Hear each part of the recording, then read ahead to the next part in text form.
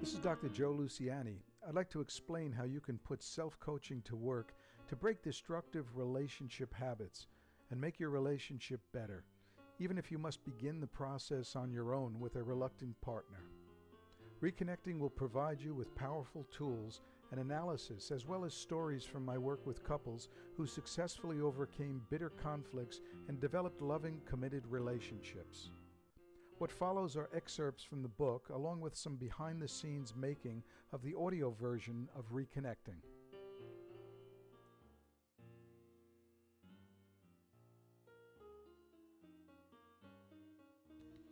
Hi, I'm Dr. Joe Luciani, and I'm here today in the studio to record Reconnecting, a self-coaching solution to revive your love life.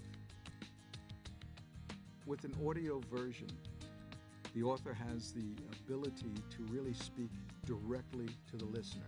Now, to me, that's the same kind of experience I have with a patient, especially a patient who's struggling, a little depressed, needs to be picked up, motivated, energized. By being able to speak to the listener, I'm able to convey not only the content and not only the message of Reconnecting, but I'm able to inject my energy and motivate and encourage. And this is a very, very important part of the way I do therapy. I'm very appreciative of this opportunity. It's meant a lot for me to be able to express myself directly to the listeners, and I'd like to thank BBC Audiobooks America for the opportunity. The catalytic solution. In high school chemistry, I learned that an agent that facilitates or stimulates a chemical interaction is called a catalyst. In an out-of-balance relationship, I observed the same thing. One partner, by conscientiously working on his or her own self-coaching evolution, was enough to become a catalyst, stimulating change within the relationship. This observation was the genesis of my catalytic self-coaching program. Recognizing that self-coaching, which encourages each partner to take personal responsibility for any personal limitations imposed by habits of insecurity, is part of a continuum that starts with individuals and ends with couples. Essentially, the difference can be stated as follows.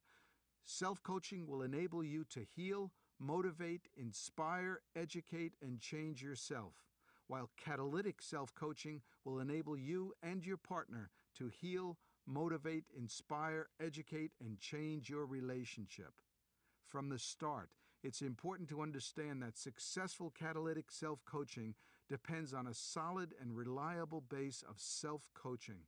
By establishing a solid self-coaching foundation, you and your partner will be in a position to launch your catalytic coaching efforts to address all struggle, all friction, and all confusion. There are two reasons why you need to understand infatuation.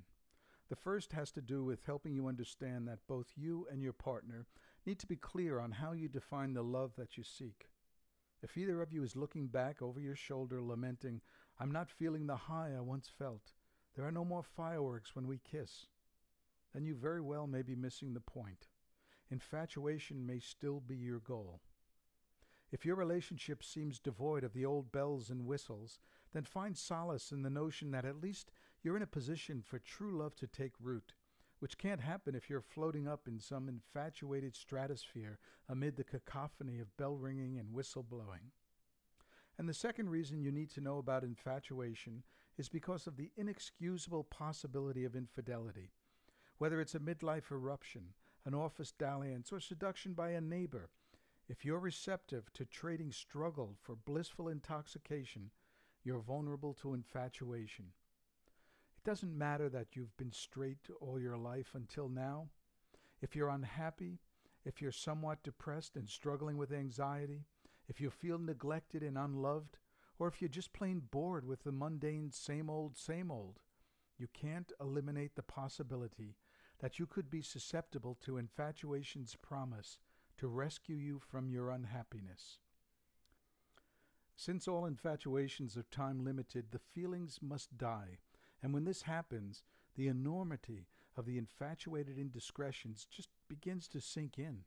I can't tell you how many patients I've treated over the years who've come into therapy shocked and appalled, saying, "What have I done? I've ruined my marriage. How could I have thrown everything away for that awful person? How could I have been so unconscious? My life is ruined. How? Easy. You were swept off your feet by an infatuation.